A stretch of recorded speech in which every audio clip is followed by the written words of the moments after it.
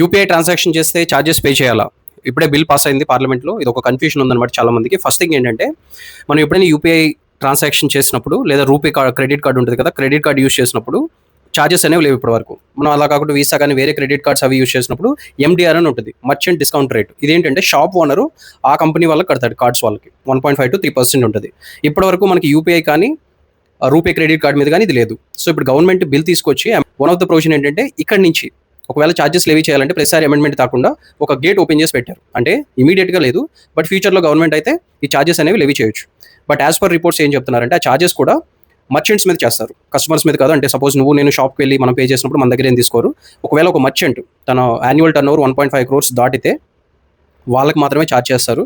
అది కూడా turnover basis మీద అని చెప్తున్నారు. యాస్ పర్ ఈ బిల్ అయితే ఎటువంటి చేంజెస్ లేవు. జస్ట్ ఫ్యూచర్‌లో వాళ్ళు ఒకవేళ టాక్స్ ఇంపోజ్ చేయాలి అంటే ఎటువంటి అమెండ్మెంట్ లేకుండా ప్రొవిజన్ రెడీ చేసి పెట్టుకున్నారు. So comment your opinion. Follow me for more.